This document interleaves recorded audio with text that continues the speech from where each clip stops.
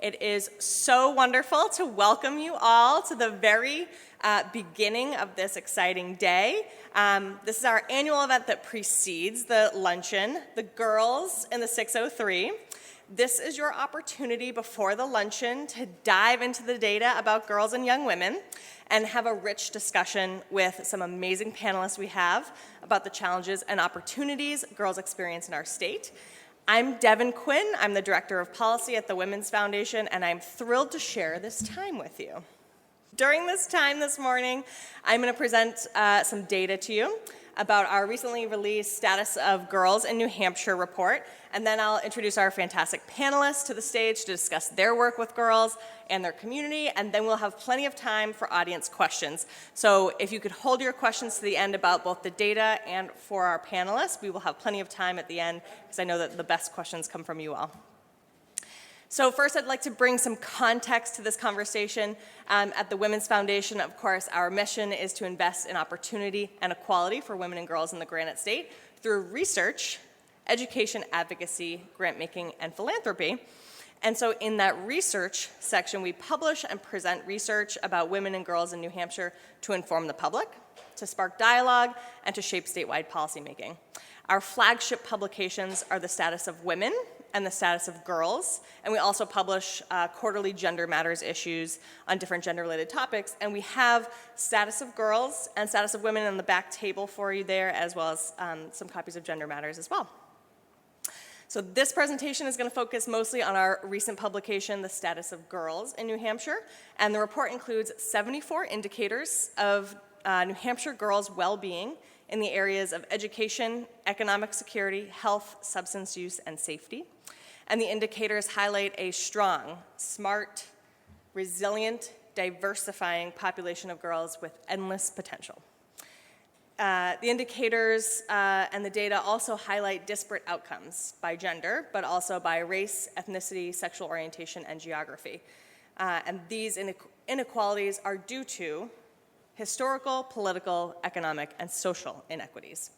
And these disparities present opportunities for investment and involvement to support girls. And while the data in this report shows some positive and negative outcomes for girls, we want to remind you all of the impact and influence that positive community programming has and can continue to make in girls' lives, which is why after each section of the report and in this presentation, we will feature several of the Foundation's grantees in spotlights, and those are our grantees and advocacy efforts to support, engage, and empower New Hampshire girls.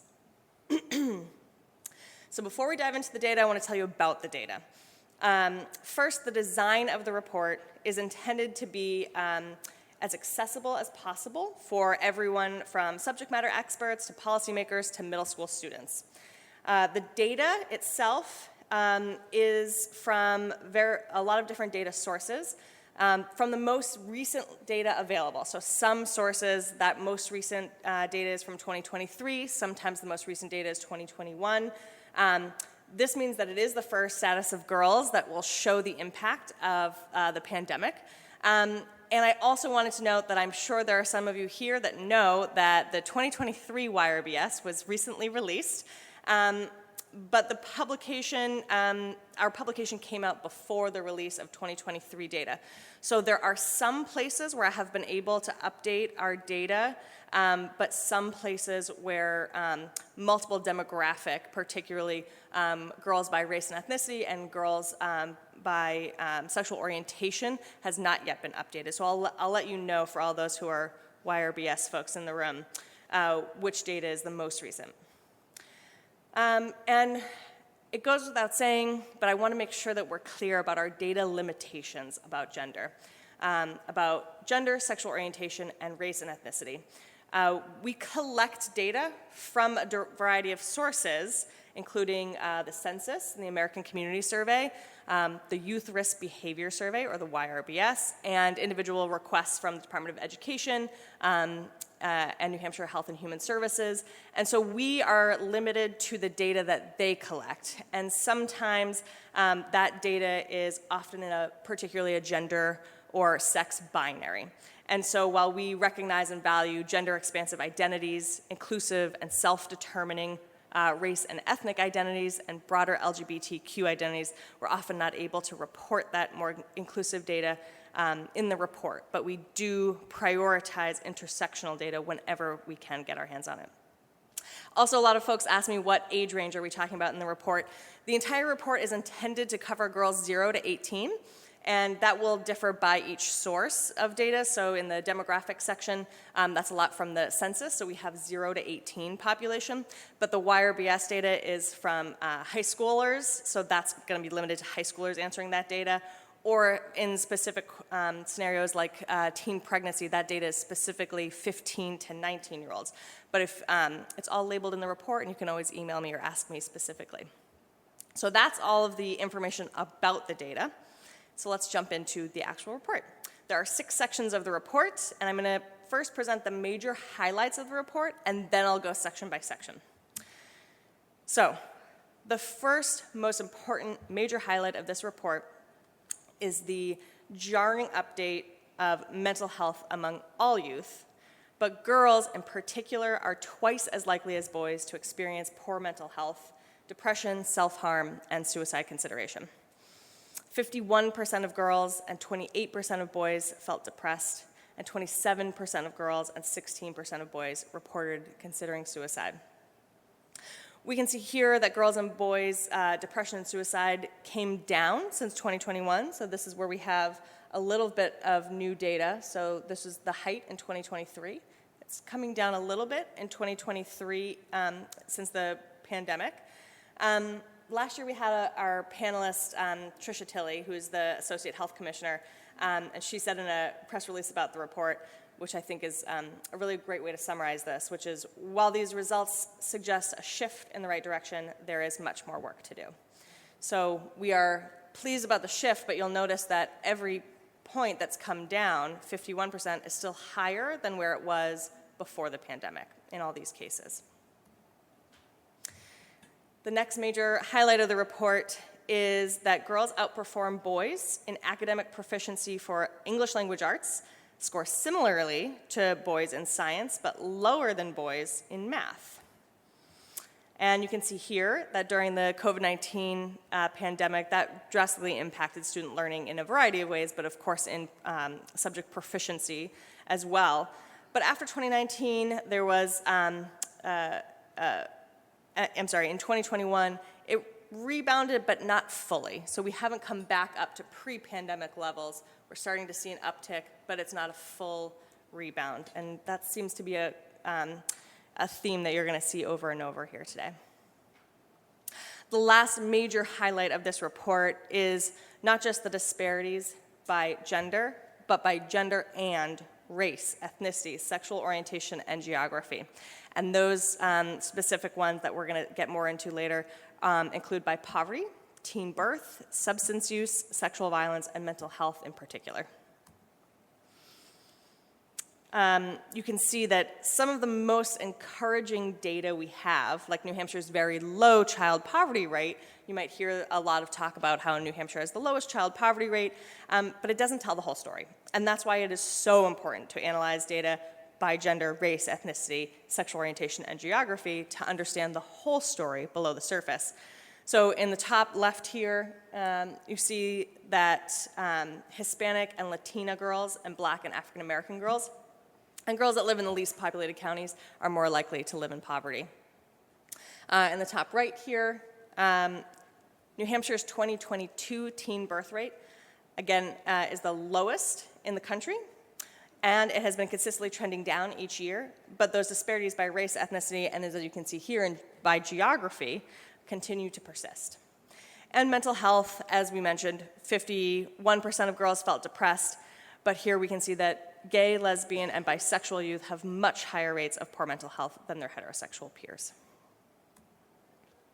Those are the major highlights. We're going to come back to them. You'll see them again. But now I'm going to go through the report a little bit to give you a full sense of all the data we're diving into about girls in the 603. So first, we're going to go to demographics. This is the population distribution of the state. This map shows us where New Hampshire girls live. Each county has a percent of all girls in the state. This is not the percent of girls, not the percent of people in the county who are girls. It's the percent of all girls in the state that live in that county, if that makes sense. 2/3 of girls in the state live in just 3 counties, Merrimack, Hillsborough, and Rockingham County. And while the majority of girls in New Hampshire are white, there has been a 29% increase in the girls of color in the state since 2010, which is a great opportunity to celebrate since diversity enriches our community and state, so that's wonderful news. And 40% of girls identify as something other than heterosexual, including lesbian, gay, bisexual, questioning, or they answered other. This is also very different than how boys responded to this question in the Youth Risk Behavior Survey. And this data is not the 2023 data, this is 2021. But it's very interesting. So I mentioned that that's all the data in the demographics, but I mentioned that we're going to look at spotlights after each section. And our first spotlight is on inclusive policies and inclusive data. We know that we can't just cover data. We need to talk about what's going on in our state to give that context to the data. So this spotlight is trans girls are girls, and trans girls, like all girls, deserve to be accepted and included in school and our communities. Social and political attacks on trans people, particularly trans girls, have increased nationally and in New Hampshire. But advocacy starts with accurate data, and we know that data is powerful and helps us understand how girls are doing, progressing, what their challenges are, and if services and supports are having the positive impacts as they intended. Unfortunately, data at the national and state levels are often, but not always, collected in a binary, female or male, which we often present as boys and girls in this report. And sometimes, but not always, include the option to identify as transgender. But we know that many youth identify and live their lives outside of that gender binary. The Women's Foundation consistently advocates for gender-inclusive policies. And so in this spotlight, we included pictures of advocacy from our friend and Trailblazer Award winner, Iris Turmel. Iris is 14, and she says, "I'm really just a regular girl, although I'm a pretty good roller skater. I'm also a trans girl. I don't really think my story is unusual, but I know it might help other girls like me just by being myself and sharing my story. People who make decisions are just regular people, and sometimes they just have to remember that trans people are regular people too." So that's our demographics section. We're going to dive into the education section now. The first data point in our education section is what you already heard about the major highlights of the report. In 2019, there was a drop in students achieving subject proficiency, girls outperforming boys in English, but lower to boys in math. If we look at career and technical education, or CTE, CTE programs graduate, students participating in CTE programs graduate at higher rates than the general New Hampshire student body. And STEM, or science, technology, engineering, and often arts and math, STEAM, and IT programs continue to have lower enrollment by girls, which is important because a crucial component of closing the gender pay gap is addressing the gender gap in STEM fields that persist as women and girls are systemically tracked away from some of the highest paying and fastest growing occupations throughout their careers. Here we're looking at in-state first-year students enrolled in University System of New Hampshire schools. So this data is including UNH, Keene State, and Plymouth State.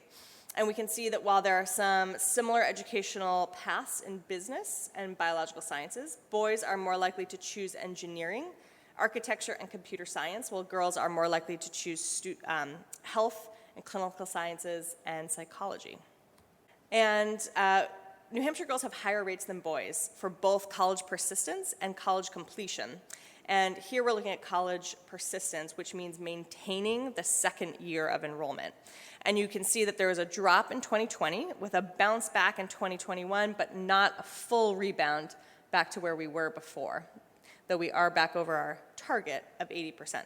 And then we're going to end the education section by noting that New Hampshire has the highest in-state tuition cost, the lowest state funding for public higher education, and the top student debt for recent graduates in the nation. College debt, it has a greater impact on New Hampshire women who are still more likely to shoulder the burden of higher student debt and lower income than men when they enter the labor market. So that compounding force. So now at the end of that data, I want to talk about a spotlight on some great work happening in our community in education. New American Scholars offers targeted educational support specifically designed to meet the unique needs of refugee children, including girls in New Hampshire. Alongside core subjects like reading, writing, math, and language arts, they also integrate programs that focus on self-confidence, leadership, emotional intelligence. This holistic approach is especially important for girls who are navigating not just education challenges, but also societal expectations and gender roles. Beyond the classroom, the mentorship and social support components of the program empower these young women to take agency of their lives, preparing them for future leadership roles. And Zainab, who is 16, says, I learned that what I say is important. Now I know how to speak up for myself and my friends. And now we'll move on to economic security. You saw this before. The poverty rate for New Hampshire girls is 7%, the lowest in the nation, and less than half the national average of 16%. But girls living in the least populated counties of the state are more likely to live in poverty. And in New Hampshire, Hispanic, Latina, and Black or African American girls are also more likely to live in poverty. This is one of our key takeaways, that underneath the positive statistic of low child poverty in the state, there are very concerning disparities by geography and race and ethnicity. And New Hampshire girls' paid labor force participation, this was a new one in our status of girls, the rate of 53% of girls in the labor force is higher than the rate for New Hampshire boys, and it's also higher for the national rate for girls. So girls are very working hard in New Hampshire. But girls are also more likely to perform unpaid household labor, caring for family members, which limits their time to socialize, to play, to study, and none of that is taken into account in the labor force participation data. And to end this section with a program spotlight, we're going to look at Breakthrough Manchester's unique students teaching students dual mission, providing 6 years of intensive tuition-free academic programming to support Manchester students from traditionally underserved communities on their path to college, while inspiring high school and college students as emerging leaders to be the next generation of education and advocates for educational equity. Girls are empowered to lead and learn each summer during Breakthrough's 6-week academic program, focused on filling in academic gaps from the previous school year and learning new concepts to set them up for success in the year ahead. And 100% of the girls in the Breakthrough program matriculate to four-year colleges, many as first-generation college students.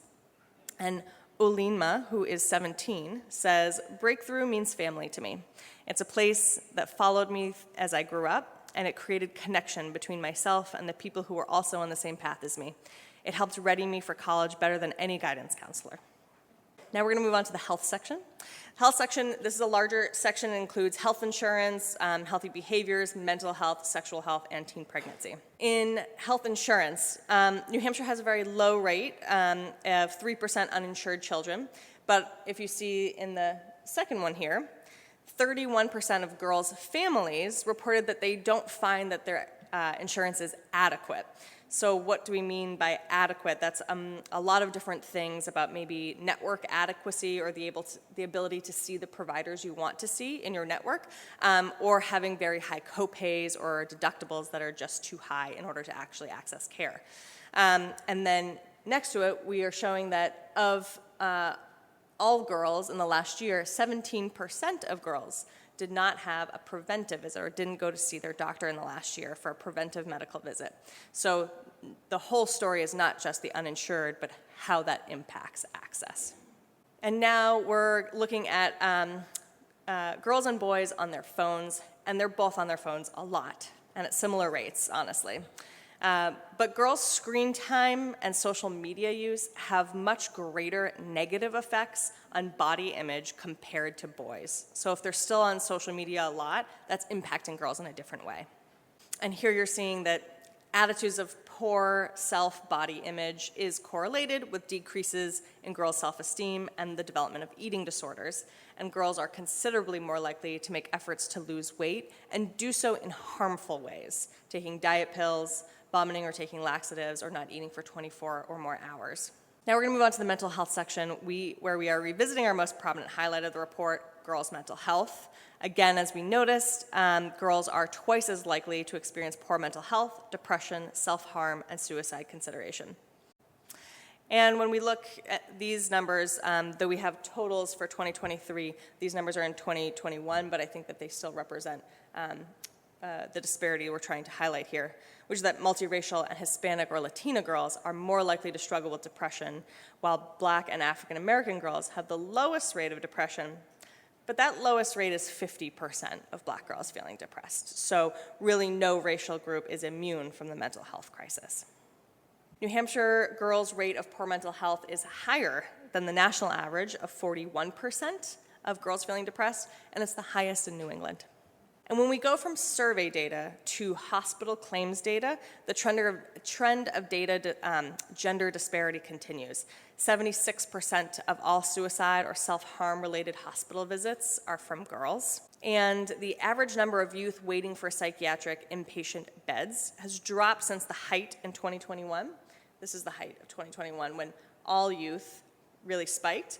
But you'll see that the percentage of girls on the wait list got up to almost 70%. That's come down now, the total number, and the percentage is starting to even off to be more equal and not focused on girls, which is going in the right direction. But again, this is the impact of the pandemic on mental health, while going in the right direction, is still part of the childhood and the early experiences of girls and youth, something that this generation is going to carry with them. So even though we're seeing this going in the right direction, this is what girls lived through, and I feel like that's really important to remember. Now we're moving on to sexual health. Compared to a decade ago, girls and boys are less sexually active, and the largest decline in sexual activity occurred most recently. However, the use of all types of contraception has also decreased since 2019, and lower rates, specifically of condom use, have been linked with increases in the spread of sexually transmitted infections, or STIs, among teens and young adults, including chlamydia. That's an STI that disproportionately affects women and girls everywhere, and we can see that in the New Hampshire data here as well. And New Hampshire's 2022 teen birth rate is the lowest in the country at 4.58 births per 1,000 teen girls. And the rate has been consistently trending down each year. However, disparities persist, like here with geographic disparities. And that's a range from in the highest in Manchester with 16 births per 1,000 teen girls to the lowest in Rockingham County with 3 births per 1,000 girls. And disparities persist by race and ethnicity. You see here that Hispanic and Latino girls have much higher teen birth rates than other groups. Now to end the health section with a program spotlight. Girls who cannot afford or do not have access to menstrual hygiene products are more likely to skip school, which impacts their education, of course. And in 2019, Rochester High School senior Caroline Dillon, a period poverty activist, teamed up with then Senator Martha Hennessy to pass a bill to require all public middle and high schools provide free menstrual hygiene products in girls' and gender-neutral bathrooms. And in 2023, efforts to dilute that existing law were thwarted when Caroline's younger peer, also in the Rochester High School, junior Alex Can, took up the mantle to testify in the New Hampshire legislature about the impact this law has made. The Women's Foundation was proud to support both Caroline and Alex and protect the progress we've made for girls in New Hampshire. And Alex said, "Testifying made me realize the impact we can have on our government and how I can assist girls and women like me. It also showed me how I can actively contribute to improving opportunities for girls through my work in the future." I'm really excited to show how girls were actively involved in that. Now to move on to substance use. So contrary to national trends, New Hampshire youth substance use had been trending down, but in the most recent 2023 YRBS data, the trend reversed with increases in girls' use of alcohol, marijuana, and consistent use of vaping and prescription drugs. Specifically drinking, alcohol remains a concern among teen girls, with 1 out of 4 reporting drinking alcohol in the last month. And girls have higher rates than boys for current alcohol use, binge drinking, and vaping. And New Hampshire girls' drinking trends are highest among white girls specifically. To end this section on a program spotlight, we'll focus on the Claremont Learning Partnership that supports girls who have suffered trauma, often related to abuse from family or loved ones. The support helps to build the foundation of trust to help them feel more comfortable accepting support and love. And the peer model allows staff at the Claremont Learning Partnership to use their lived experience, offering a non-judgmental approach. Gracie, who is 16, said, "I have never felt so supported as I do when I talk to you about my mom's addiction. I can't believe you are so open and honest with me about your journey." And finally, in our safety section, the primary cause for death for New Hampshire girls is traffic accidents. And so here you're seeing unsafe driving in almost half of all high school girls, and up to 64% of senior girls reported using their phone while driving. Looking at bullying. Bullying in person or through technology, which is sometimes considered electronic bullying or cyberbullying, can cause physical, psychological, social, or educational harm and contribute to health disparities. Girls are nearly twice as likely to experience electronic bullying than boys, and cyberbullying can happen anywhere, anytime. So while New Hampshire has laws addressing bullying in school, it's very difficult to regulate the online bullying aspect of this. Gay, lesbian, and bisexual girls have much higher rates of being bullied online than their heterosexual peers. This is from 2021 data, so I'm really anxious to see how these trends are looking in more recent data. Looking at sexual violence, compared to boys, girls are 3 times more likely to experience sexual violence and 5 times more likely to have survived sexual dating violence. Teen survivors of sexual violence are at greater risk of increased substance use, higher rates of anxiety and depression, lower self-esteem, and difficulties with emotional and sexual intimacy throughout their lives. And sexual violence is even greater for multiracial, Hispanic, and Latina girls. It's also higher for girls who identify as lesbian, gay, and bisexual compared to their heterosexual peers. Ending this final section on a spotlight is Haven, which works to prevent sexual assaults, domestic violence, and stalking, and to support and empower all women, men, non-binary, and transgender adults, youth, and families to heal from abuse and rebuild their lives. In addition to 24-hour support services and emergency shelter, Haven offers comprehensive community trainings and school-based prevention programming. Haven educators reached over 10,000 students this past year with classroom presentations on personal body safety, boundaries, healthy relationships, sexual harassment, consent, and intimate partner violence.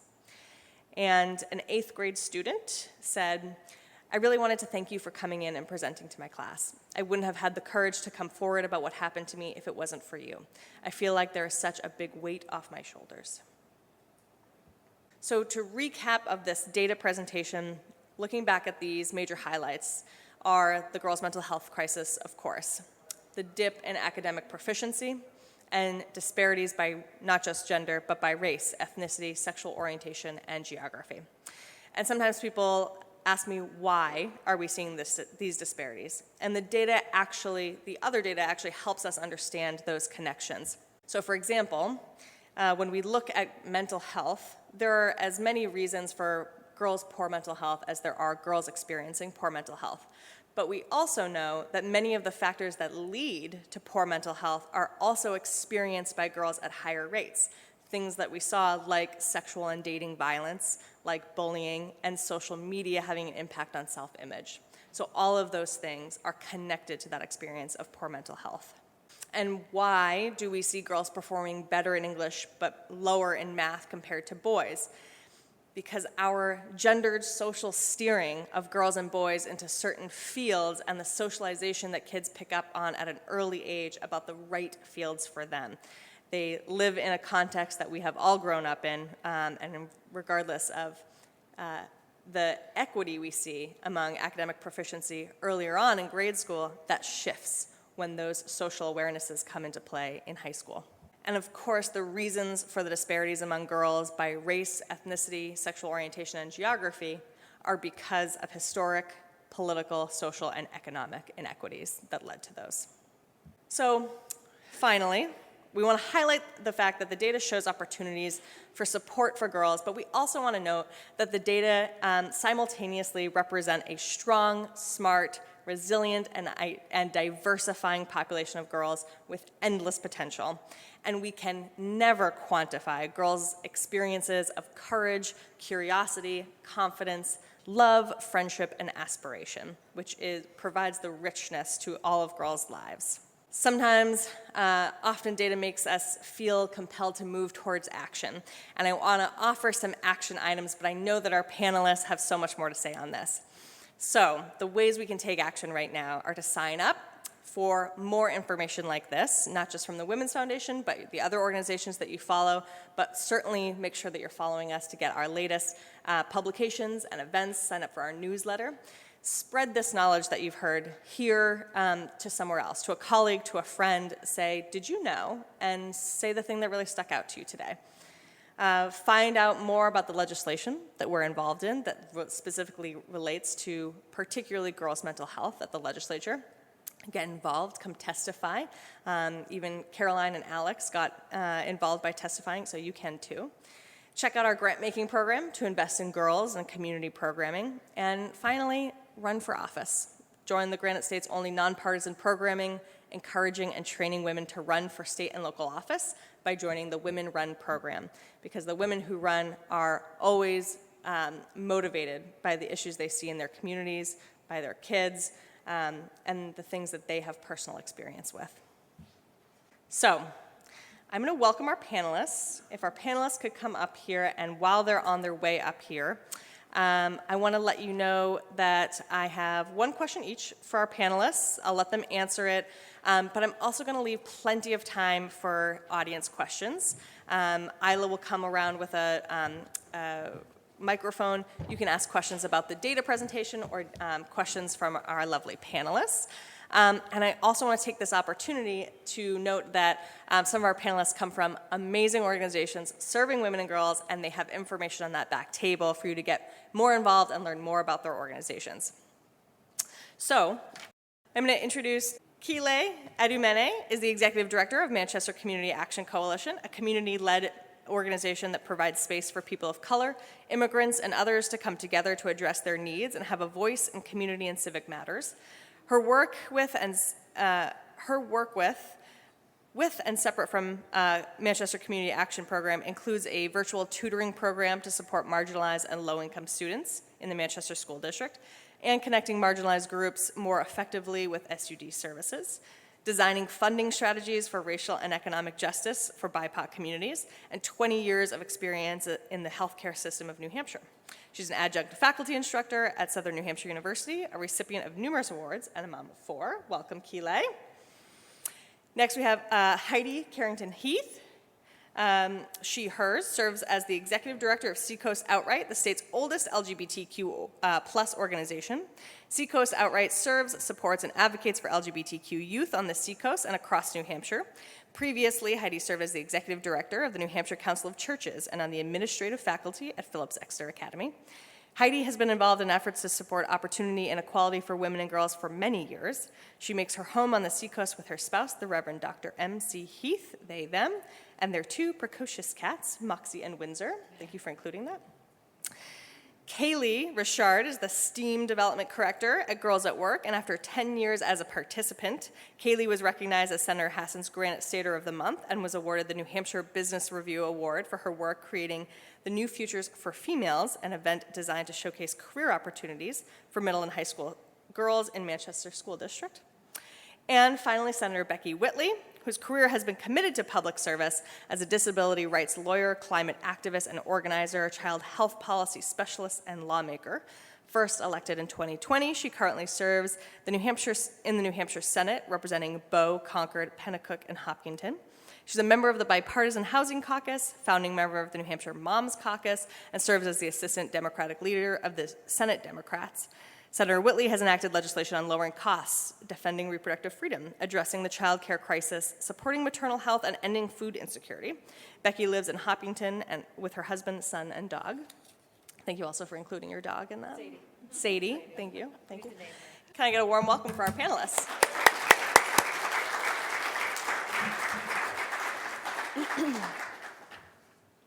Alrighty. We're going to start with Kaylee. A question for Kaylee. Kaylee, you were originally a participant at Girls at Work, and after 10 years in the program, you became a staff member and are now the STEAM Development Coordinator. What made Girls Work special for you, and what experiences in the program do you carry with you that you want to make sure are passed on to the participants that you tutor, mentor, and support now? So when I started with Girls at Work, Elaine was out of her truck. Elaine is the founder. So we were building in the parking lot of my elementary school, which was Hawesville, and at the time I thought she was insane. I didn't understand why we were building outside. I wanted nothing to do with it. And after 2 weeks, I was obsessed with it, and I never wanted to go home. I just wanted to stay in the parking lot forever. I felt so accomplished building a picnic table, a lap desk, anything that we were doing out there. Once we even built a lemonade stand, and I just thought I was the coolest person ever. And so I kept showing up. Thank you. So I kept showing up, and not because I loved building, but because I just felt so empowered, and I felt like I wanted to be there, and I was wanted there. I was so connected with the kids that I was in the program with, and I was in class with them, and I wouldn't speak to them. But suddenly we were best friends while we were at Girls at Work, building each other up, and we were so kind to each other. So there was just like a mindset shift while we were in the presence of Elaine and doing whatever with Girls at Work. And then Elaine eventually got a space further down on Elm Street by Elmwood Projects, and we were building in the basement.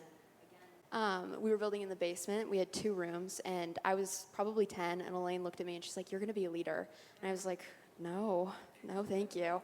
And she's like, "No, you have leadership potential," which she was lying. She just knew I needed to be there more, and I wanted to be there more, and I needed a safe place to be. So when she called me a leader, I stepped up into that leadership role where I was teaching classes by myself. She would just like leave me in the room. She'd be like, "I'll be back in 10 minutes," and then 2 hours go by. She was not back. So I remember one time I built little free libraries with, I think, 20 kids from UNH. So they were all like 20, and I was 10. And they all walked out with Little Free Library, and I had never built a Little Free Library, and I still haven't. So just walking out feeling accomplished, watching them build those projects, and I helped lead them, just being put in that power and having someone who believed I could do something like that is what kept me at Girls at Work, and I hope that I can help do that with some of the other girls in the program. Like our leader in training program, we're putting them in those positions, not as heavy and making them teach by themselves, but they are assisting us, and they're learning about how confident and capable they can be, so.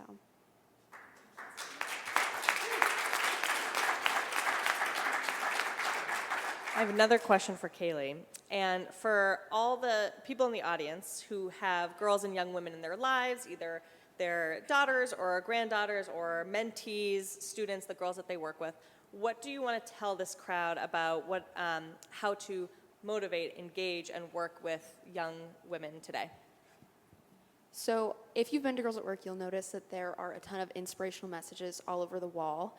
In our very first space, we all got to sign the wall, and I thought that was another really cool experience. And when you're walking through the space, you're kind of blown away by all of the words on the wall, and we're showering all of those girls with those messages. So it's super important that we keep building each other up, whether it's a younger girl or one of your peers. You're using those empowering messages, encouraging words, because they go a long way. I'm one of those people that kind of thought it was dumb to have those encouraging messages, or I think it's really awkward to say it to someone else, but they're so important and valuable, especially to our younger girls.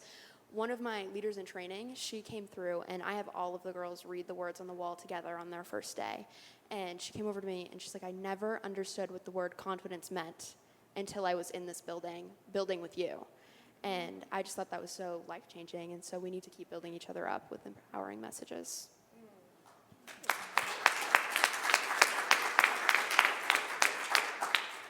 Say it, don't just think it. Right. Kile, I want to ask you, your work at Manchester Community Action Coalition empowers people of color and the immigrant community and others to advocate for themselves and to lift up their own voices. But I want you to tell us a little about your own story and how that perspective helps you lift up others' voices in your community, particularly girls. Thank you. It's interesting. I'm 50 years plus, and you want me to tell my story. But once upon a time, I was a girl. So, and I would say that as a girl, I have always been a fighter. I grew up in leadership. My dad trained me to be a leader since I was 3 years old. I sat on boards and committees and community leadership, and he will always turn to me. My name that he gave me was my girl.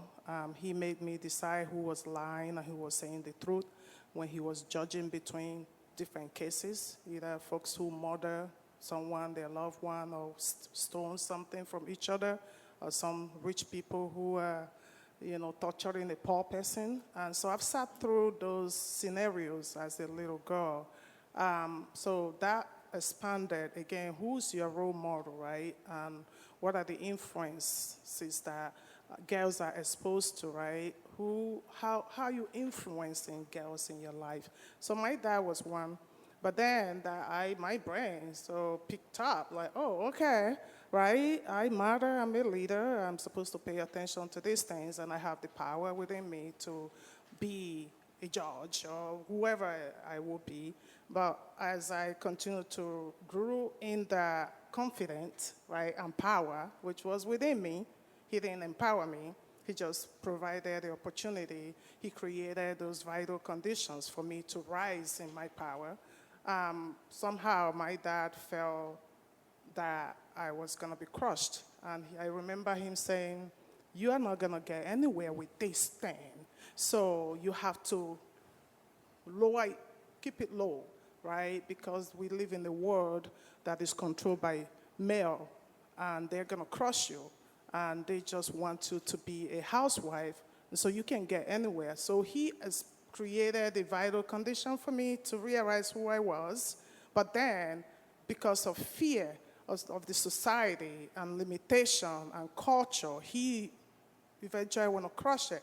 But when you are now a preteen and you already have developed your full identity and somebody want to crush it, go figure. I was like, bring it on, Dad. So it was like, no, you're not going to crush this anymore. And that pulled us apart. So I spent the rest of my life without the care of my dad because I was fighting to remain who he have created the condition for me to grow into. And fast forward to the United States, I got here as in my early 20s. And so I was also faced with that. And the whole United States folks were telling me that you can only be this. I'm like, don't be my dad. I know who I am. I know what I can be. And that forced me to be homeless for 2 years because I was fighting to remain who I am and be, supported to grow as a girl and as a woman that I'm supposed to be. And so that is why I do what I do, right? I believe that, having a positive, strong role model matters. I believe that creating conditions that allow girls to realize who they are, to grow into who they are, not waiting until we oppress them and then we're like, okay, we're going to empower you and will not oppress you. I mean, you kill the juice that was already there. So again, when we have killed the juice, I think, yes, we need to do damage control for sure. So programming to do that is vital. But I am a preventative-minded thinker. And if we cannot, crush before we damage control, I think we need to start very early on. In my story, I will fight to start very early on because once those girls realize who they are, you can't stop them.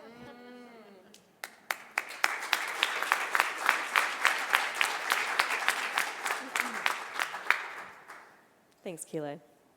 Next question is for Heidi. Heidi, let me see if I can see. Hi, Heidi. You're leading Seacoast Outright, which provides resources and support to the LGBTQ youth on the Seacoast and beyond.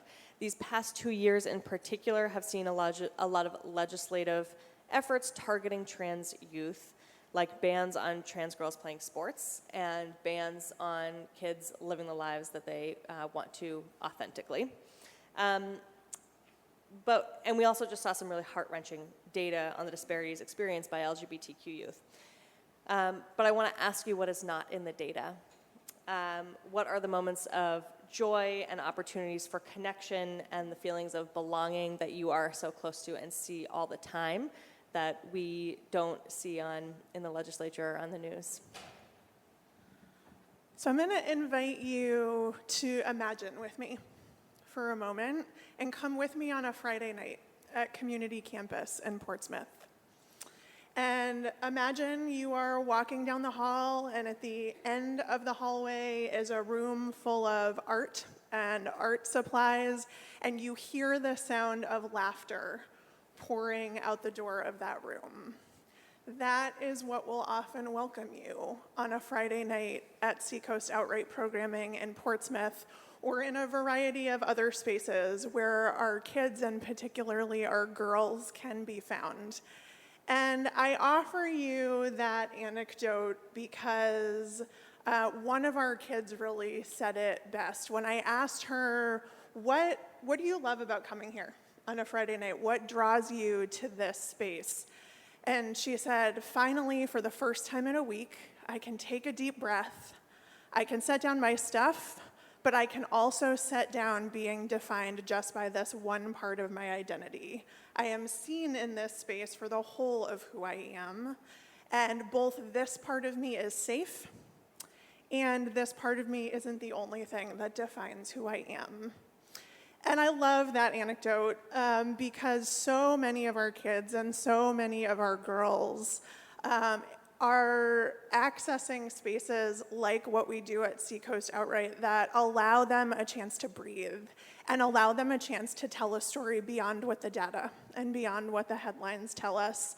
And what we know for sure is that when girls have access to the spaces and the places that they need to thrive, they have a better opportunity to become whole people. And the 2023 YHRBS data tells us a really important statistic, that our trans kids are significantly more likely than their non-trans peers to seek help, and also even still that their rates of suicidality remain higher than their cisgender peers. And that tells me two really important things. One, we absolutely need to be doing more to resource them and to support them. And two, that those spaces of community and joy and connection that go beyond the headlines or beyond what the data can tell us are vital to their thriving. One of the things I really love about both what Kaylee and Kile touched on is the critical nature of having a sense of belonging and having a sense of a place where you can feel whole and seen. And that sense of belonging is really core for LGBTQ plus youth in this moment in our common life together.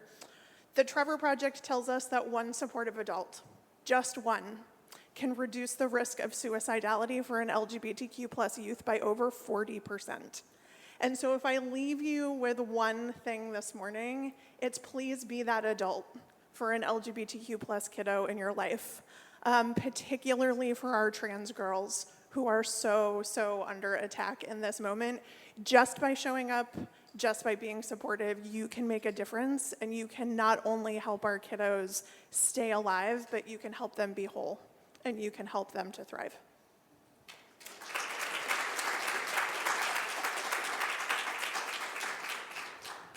Thank you, Heidi. And finally, a question for Senator Whitley. You have been an advocate for girls, for youth, for families since before you were in office, and you have been very successful in moving the ball forward in so many of your pieces of legislation that you've been able to pass that have impacted youth and families. Can you tell us what are the lessons you've learned being in the state Senate that have helped you had so much success for the things that you care about? Thanks, Devan. This is a very hard act to follow. I feel so honored and inspired to be with these other women today. What I didn't realize until I started serving in the state Senate was how important relationships were. I had a sense about how important relationships were, but I was trained as a lawyer. I was always, trying to prove myself as a young lawyer. But what has really moved the ball for me as a state senator is building relationships. We are in a tough world right now politically, and the polarization it has never been higher. We are standing in our corners, we are othering each other, and that's not going to move us forward. And so what I realized is that we need to see all our everyone recognize the shared humanity in everyone. We may not agree, we may not share values, but there are certain things that we do agree on, and if we find those, we can be very powerful. So seeing the shared humanity in others has really helped me. I think the other thing that I saw as an advocate and as a state senator is if we center real people, if we share the stories of real people, if we bring real people to the State House, that's when change happens. I am by nature a very impatient person. I cannot handle small change. When I see a problem, I want to change it right away. So patience is required, of course, but when I have seen big change, it is transformative change. It is because we see the humanity in others, and we recognize that it's going to impact real people. So I have never been afraid of taking a big bite at the apple, taking big swings. My party has been in the minority for the 4 years I have been in office, but that has never stopped me. We got to take our big swings, particularly when we're talking about real people. And so because of that, I have been able to, with my colleagues and with many of these people in the room, take big swings at maternal health, take big swings at ensuring that all children have the opportunity to have safe, healthy, and happy lives, to take big swings at making sure our moms are supported and that if they want to go back to work, they can have careers and also be the moms that they want to be. We've taken big swings at addressing food insecurity because to me, there's no point in government if we have hungry children. That should be everyone's top priority, in my opinion. So those are the lessons that I've learned. Thank you.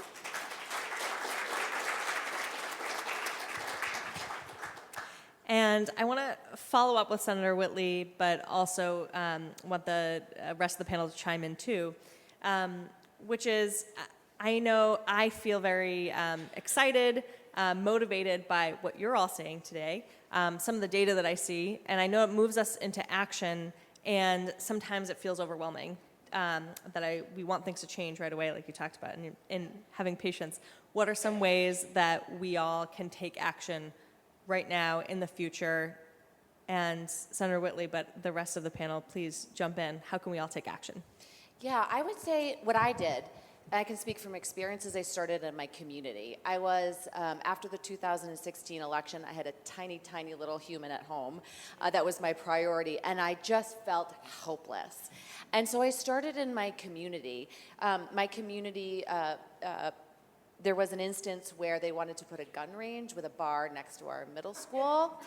And so we didn't think that was a great idea. So all of us got together and we talked to our community members. We got them to hearings. We got them educated. And that fired me up. I was like, oh my gosh, we could actually do something here. And fast forward 8 years later, I'm leaving the state Senate. And there's a direct correlation between that. So start in your community, share your story. As I said, there's nothing more powerful. Did you all feel the energy in the room change when Kaylee was telling her story, when Kile was telling her story? It can change the energy in a room. It's so effective, and it's the only thing we are really it's gonna make transformative change.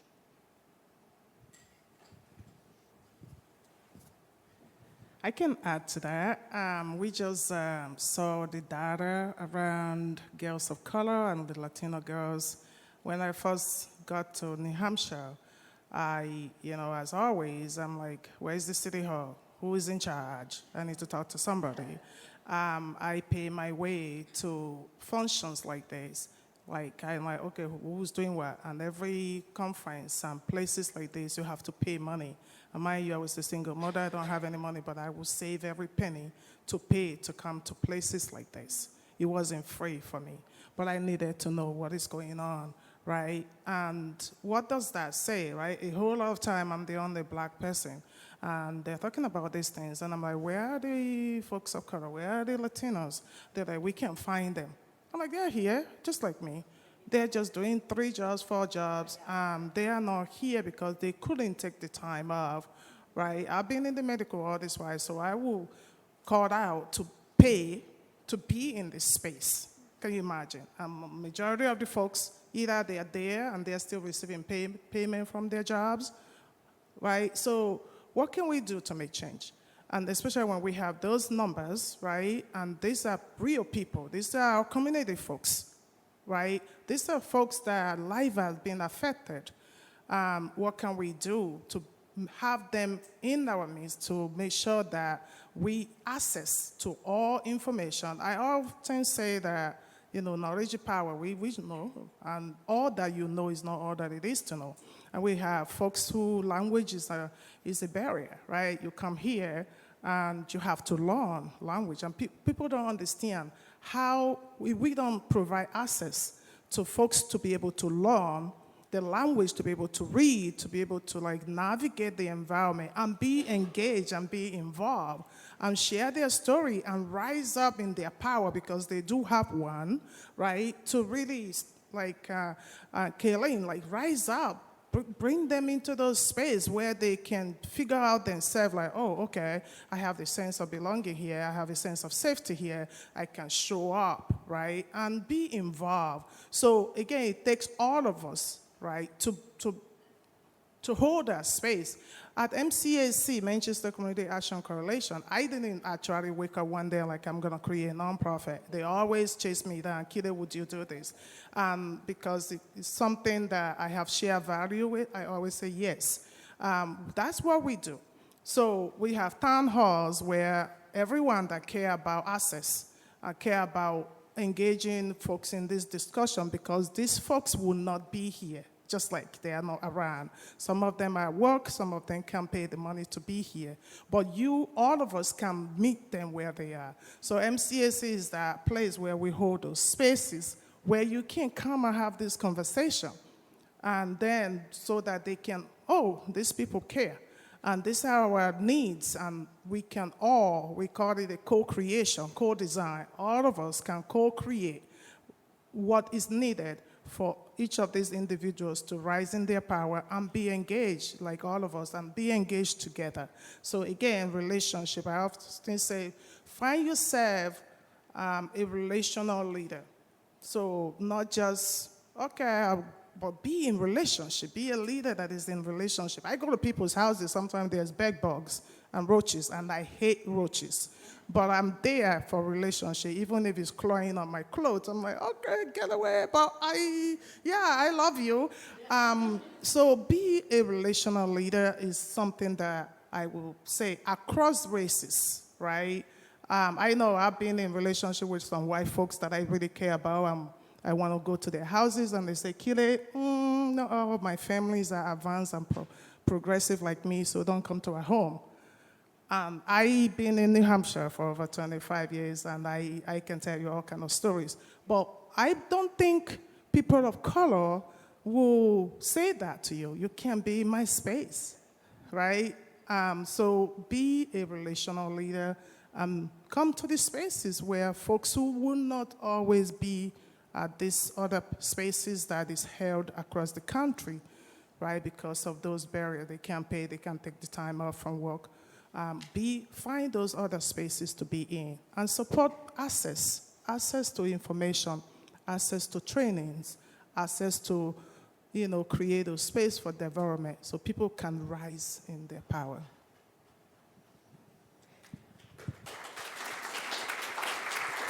Go ahead, Heidi. The big thing that I say when we talk about action steps for our kids is that our kids need to see you and our kids need to hear you. And so how do you do that in this moment? I'm going to give you 3 concrete action steps.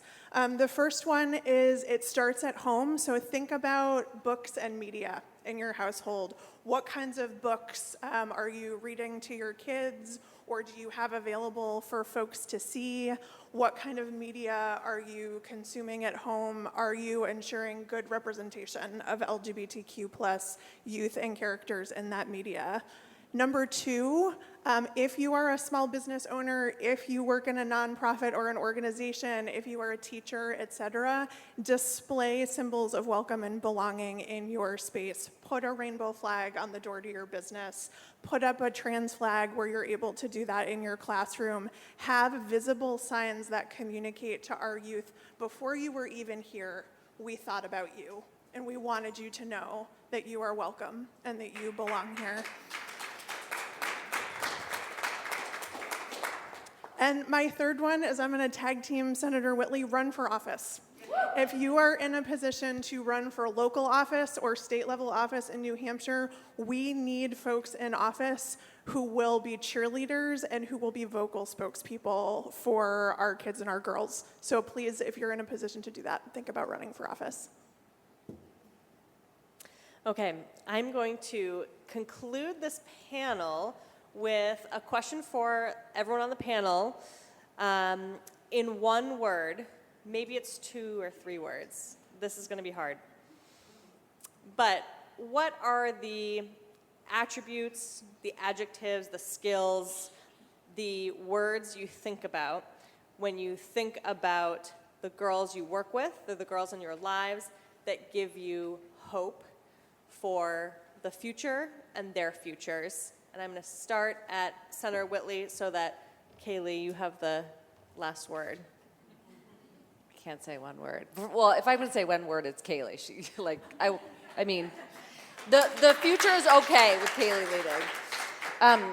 What I really have noticed is their ability to open our minds with their concepts of community inclusion. There's no us and them. It's just they have a different sense of community and they're all together, and that's so incredible to me. I'm going to say 2 words, resilient and vibrant. I would say every girl is a leader born with powerful gifts. Unwrap, create a space for that gift to be unwrapped and be put to use.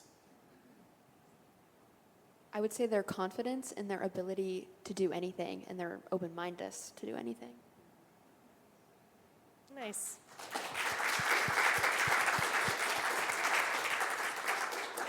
Okay, now we have the opportunity to take some questions from you all. So Isla is in the middle here.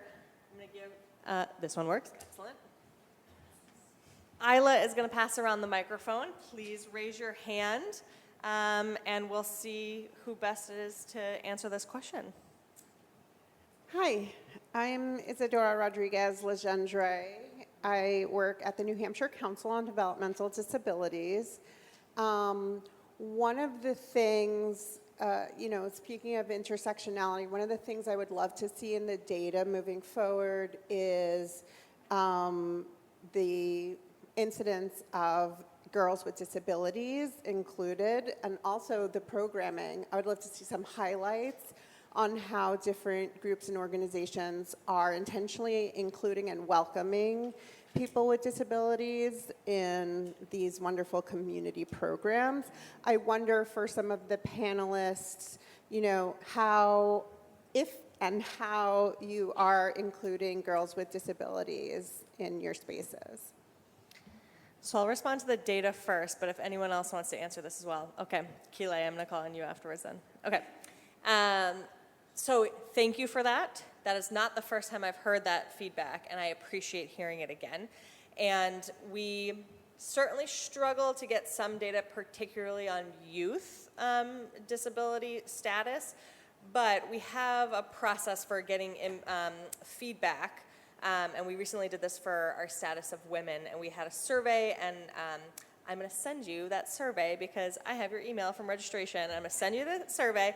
But if anyone else would like to take the survey, I can send it out to anyone who registered, because we do want your feedback. We want to hear more of what will be useful to you in the data.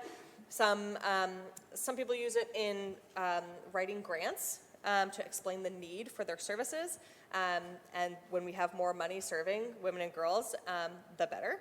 And some folks use it to explain to their donors what they're doing, or the parents of the youth in their programs to explain why they're focusing on these programming or things like that. And so thank you for that feedback. I am able to include more disability data in the status of women coming up. So I can promise you that more is coming, and I really appreciate that feedback if other people have that too.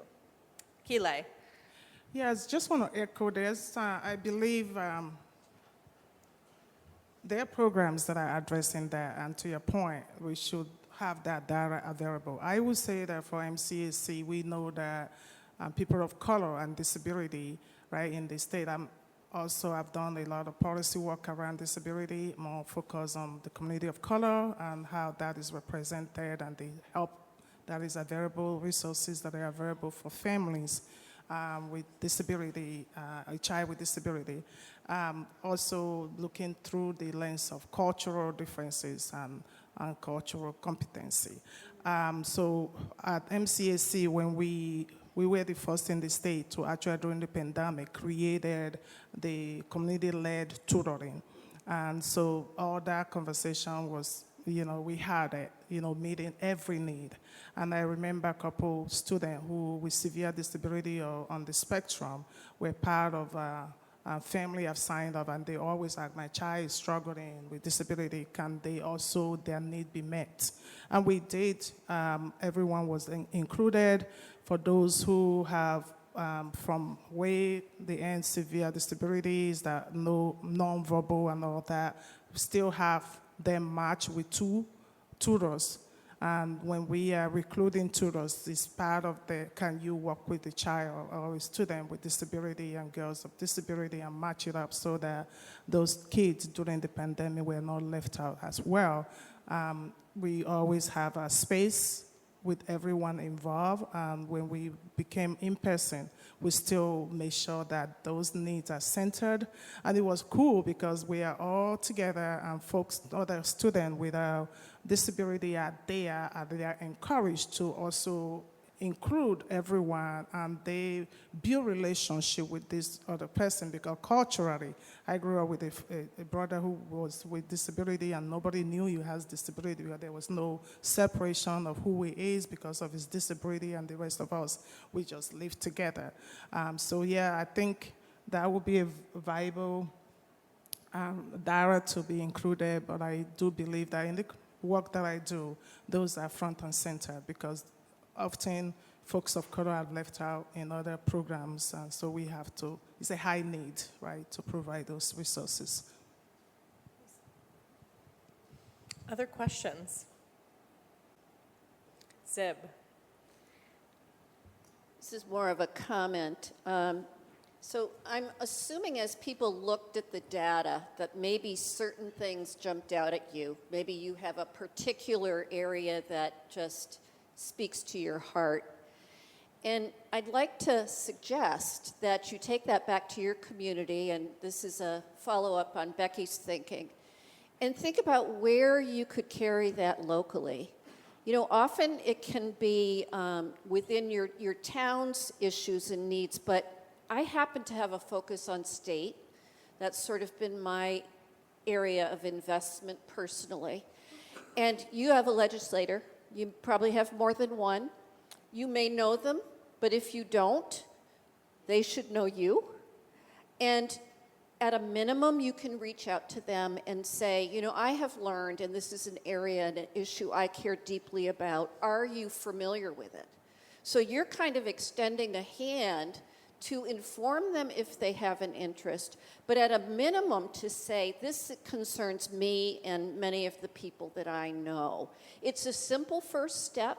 You can carry it further if you like. As we know, the legislature and their hearings are pretty accessible if you can get there during the day. The process of testifying is not difficult. I'm sure Devan and many other people would walk you through that if you'd like help. But that step of reaching out, and this is the story and the relationship that Becky and many are sharing with you. You've been moved because you heard about the violence perpetrated against girls and women, or you care deeply about, the poverty experienced at some level in your very rural area. You're telling that audience, which happens to be a legislative committee, why you care and why it's important that they look at that legislation, because it matters to people back in your community and many others. So I challenge you to take small steps if you need to, or bigger ones, as Becky does, to have your voice heard. Zib, wait, keep that microphone. I have a question back for you. This is untraditional. My question for you, Zib, how often do you hear back from legislators when you reach out, and are they giving you a personal response? Well, I do my outreach personally not by texting, for example, or by doing mass emails. And I will say, I live in Concord. It is a pretty liberal community in terms of my legislators. I'm retired. I have the luxury of attending. Not everyone does, but I will venture that if you get on the phone to reach someone, many of them will answer. We have legislators in this room. They would certainly answer. You probably have legislators that attend things locally. It's a great time to approach them. Maybe you have a town meeting. It's a great time to approach them. Most people are open to hearing from you, and they will state when they testify at a hearing themselves or make comments. I've heard from 10 of my constituents, this is what they say. They tell me this is a concern. I'm going to add to that, Devan. I will say we get so many emails that there's not enough hours in the day for me to read every email. Like, I'm just going to be honest with you. But if a constituent reaches out to me and is like, can we go get coffee? Can I have a Zoom with you? Can I come into your office? Can you come meet me? I have never said no to that, right? It is really so important in this age, and I don't think I'm the only one. If a constituent reaches out, like, you're gonna make time to meet with them, and those are where I hear the most impactful stories. And look, if you can't run for office, what I will say is that if you have the resources, support another woman who's running for office, or support another woman who is in office, right? I just think that if we, there's still a very huge gender imbalance, both in the state legislature and in Congress. I think electing more women, young women, women of color, is so central to our economic prosperity, to the future growth of our state and our country. So if you can't run for office yourself, support another woman to do it. Thank you. I was just going to do that. The Honorable Melanie LeVake, who is in the state Senate, is now going to be in the Executive Council. I see that there are a few other state legislators. Would you please raise your hand, stand up? Representative Murray, Representative Damon, thank you. And there are some former legislators in the room. If you wouldn't mind waving. Senator, thank you very much. So, you don't really have an excuse. You're probably sitting next to a legislator. You could probably talk to them about what you care about. Or a member of the school board, or your local select who's on their board. local school board? Do we have any school board members? Select people, aldermen, alderwomen. Okay, well, it seems like all of you have work to do to run for office. Okay, we have time for one or two more questions. Representative Damon. Thank you, Devan. Good morning, everybody, and I apologize for missing part of the panel. Sound check for over there. I'm Hope Damon. I'm a state rep from Sullivan County, and I am just speaking up to say, vote the whole ballot, vote all the seats entitled to you. Apparently, people with different values than most of the folks in this room are better at that than we are. So we need to step up and make our voices heard on the ballot, November 5th. Thank you. Okay, I love the space for comments, too. Kile, you want to say something? Go ahead. Yeah, I just want to say, I know people have chased me down over the years, would you run for office? And I said no.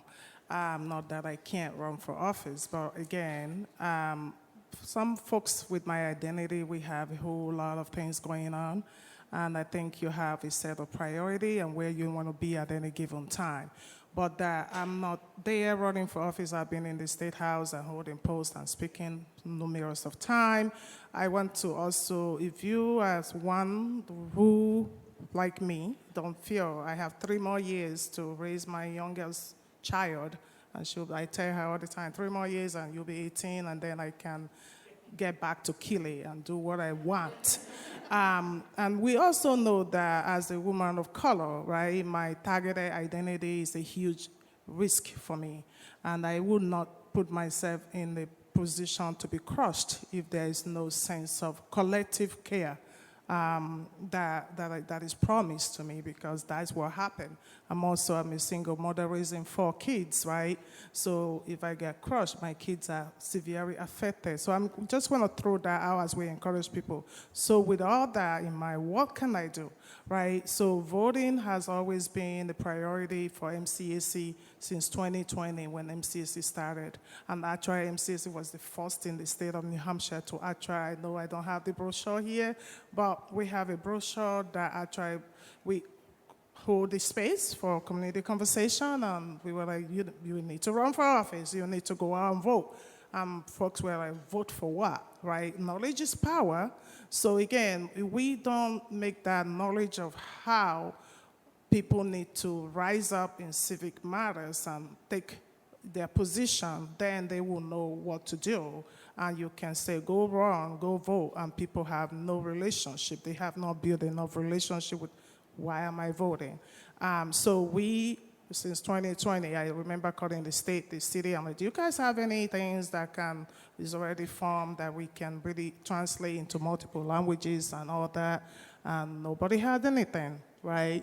And so we took on that project and really created this voting guide that now has been translated. I think it's on National Library website, is on MCAC, nh.org website, that now folks can we use that as a conversation starter. We still hold conversation cafes to talk about these things. We focus on the down ballot. That was one of the things. So these conversations are happening year-round, not just the election period or year. So folks are now more informed. They know how to go online, and really I do a lot of home visiting with folks. I'm like, okay, this is how the electoral process works in New Hampshire or in the United States, especially the newcomers, right? They're coming in with a different kind of orientation around voting, but the excitement is there. But again, equipping folks with the tools, with the access to really rise up. So when we like, come on, let's go do this, they are super ready, and they have a collective care from the collective community, and they are more bold knowing that they are not going to be dropped. Because I'll tell you, there are folks that have been dropped, and it saddens my heart to see them disappeared and even leave the state. So there's that willingness, I want this to say, that potential, but there's different layers to intervention to get people to where they need to be. Thanks, Kile. And I feel I want to add to that's very fair to talk about the barriers to running for office. And you don't do it for money, the $200. So you have to have that time. That's a barrier. But you also talked about not wanting to expose yourself as a woman of color to things that might come back to you in a negative way. And we've certainly heard from people considering running for office that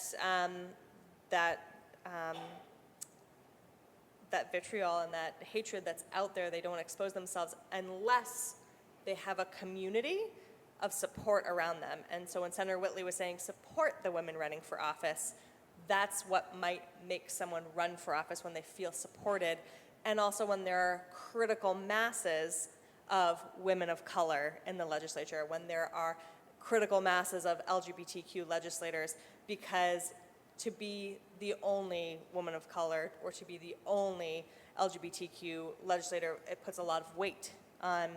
And so you want to have that collective community, and so we need to be supporting so much diversity in our legislature, gender and beyond.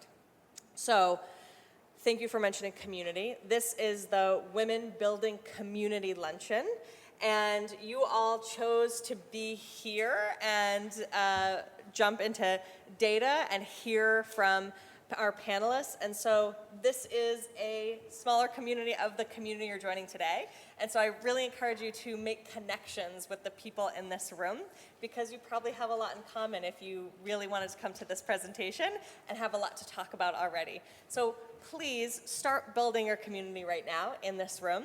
And we welcome you back out to meet all of our grantees in the next room and enjoy a wonderful luncheon building community with you all. Thank you so much for coming, and we're excited for a wonderful day with you. Thank you to our panelists. for enriching the data.